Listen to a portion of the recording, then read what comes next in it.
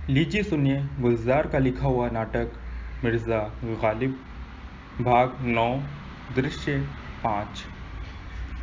मिर्ज़ा गालिब बंसीधर के साथ छत पर बैठे थे और उनके हाथ में किले के मुशायरे का दावतनामा था। गालिब ने दोस्त के आने का शुक्रिया अदा किया। भाई जब भी आते हो अच्छा शगुन लेकर आते हो। ये देखो बादशाह का दावतनामा उस्ताद ज़ौक़ ने भिजवाया है। मुबारक हो, मैं जानता था। आखिर कब तक बकरे की माँ खैर मनाएगी। दोनों दोस्तों ने हाथ मिलाए। गालिब ने राजदाराना अंदाज में बंसीधर से पूछा, अच्छा ये बताओ उस्ताद और बादशाह में बकरा कौन है और माँ कौन। दोनों हंस पड़े। बिल्ली के बच्चे ने ऊपर की तरफ देखा। वो तस्तरी में पड़ा दूध चाट रहा था।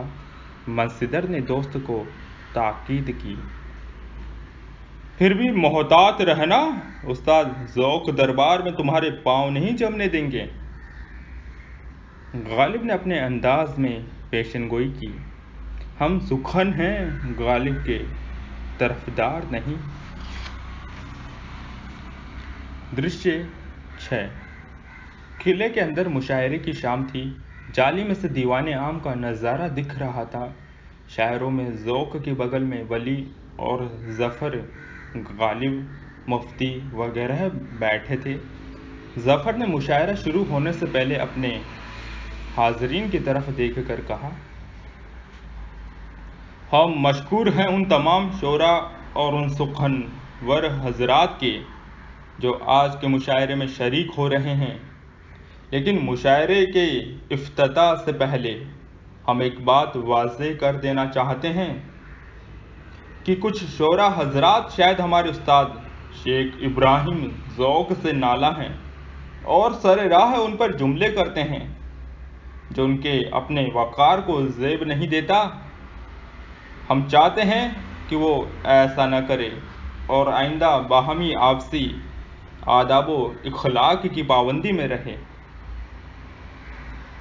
गालिब समझ गए कि बात किसकी हो रही है, लेकिन शोरा में से आज़रदा ने कहा, ऐसी गुस्ताखी हम में से तो कोई नहीं कर सकता हुजूर। यास मौके की तलाश में था। उसने सामने आकर गालिब पर वार किया। मिर्ज़ा नौशा ने सरे राह उस्ताद की शान में जुमला कसा और कहा। यास रुक गया। महफिल में सन्नाटा छा गया। सभी मिर्ज़ा गालिब की तरफ देखने लगे। आज़रदा ने पूछा, क्या कहा। यास ने बताया, हुआ है शह का मुसाहिब फिरे है इतराता। महफिल में चिमो गोया होने लगी। ज़फ़र ने सीधे गालिब से मुखातिब होकर पूछा, क्या ये सच है मिर्ज़ा नौशा। गालिब ने इकबाल जुर्म किया, जी हुजूर सच है। मेरी गज़ल के मक्ता का मिसरा उली है। नाज़रीन चौकन्ना हो गए। आज़रदा ने पूछा, मक्ता इरशाद फरमाएंगे आप। गालिब ने सिर हिलाकर हाँ कर दी। हुआ है शह का मुसाहिब फिरे है इतराता। गालिब ने अबू ज़फ़र की तरफ देखकर दोहराया, हुआ है शह का मुसाहिब फिरे है इतराता। फिर एक लंबी सांस लेकर शेर पूरा किया। वगरन शहर में गालिब की आबरू क्या है। अब यास के चौंकने की बारी थी। आज़रदा ने बेख्तियार से शेर की दाद दी। वाह, बहुत खूब मिर्ज़ा, खूब। ज़फ़र ने ज़ौक़ की तरफ देखा। ज़ौक़ ने बात आगे बढ़ाई, अगर मक्ता इतना खूबसूरत है तो पूरी गज़ल क्या होगी, सुनी जाए। ज़फ़र ने गालिब से गुजारिश की, मिर्ज़ा अगर ज़हमत न हो तो पूरी गज़ल सुनाएं। आज के मुशायरे का आगाज़ इसी गज़ल से किया जाए।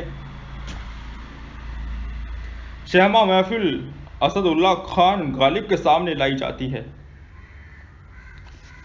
مرزا نے جیب ٹٹولی، کاغذ نکال کر انگلیوں میں رکھا اور ترنم سے اپنی غزل پیش کی۔ ہر ایک بات میں کہتے ہو تم کہ تو کیا ہے، تم ہی کہو کہ یہ انداز گفتگو کیا ہے۔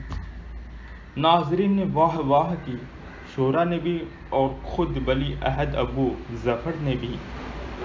غالب نے دوسرا شعر پیش کیا۔ رگوں میں دوڑتے پھرنے کے ہم نہیں قائل، جب آنکھ ہی سے نہ ٹپکا آنسو تو پھر لہو کیا ہے۔ مشاعرے میں نئی جان آ گئی، چاروں طرف مرزا غالب کی واہ واہ ہونے لگی، خود ابو ظفر بھی داد دیتے رہے۔ ذوق بھی اس شعر پر داد دیے بغیر نہ رہ سکے۔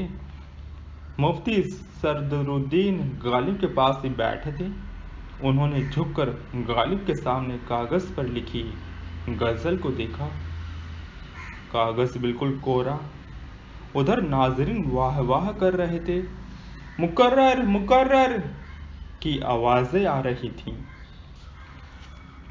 رگوں میں دوڑتے پھرنے کے ہم نہیں قائل۔ درشے 7 مرزا کے گھر کے باہر گلی میں حافظ نے گاتے ہوئے شعر کو مکمل کیا۔ جب آنکھ ہی سے نہ ٹپکا تو پھر لہو کیا ہے۔ غزل سارے دلی میں اڑی، جگہ جگہ گونجی۔ چپکا رہا ہے بدن پر لہو سے پیراہن، ہماری جیب اس کو اب حاجت رفو کیا ہے۔ جلا ہے جسم جہاں دل بھی جل گیا ہوگا۔ درشے 8 نواب جان نے بھی یہیں سے آلاپ کیا اور مصرع اٹھا لیا۔ جلا ہے جسم جہاں دل بھی جل گیا ہوگا، کریدتے ہو جو اب راکھ جستجو کیا ہے۔ رہی نہ طاقت گفتار اور اگر ہو بھی تو کس امید پہ کہیے کہ آرزو کیا ہے۔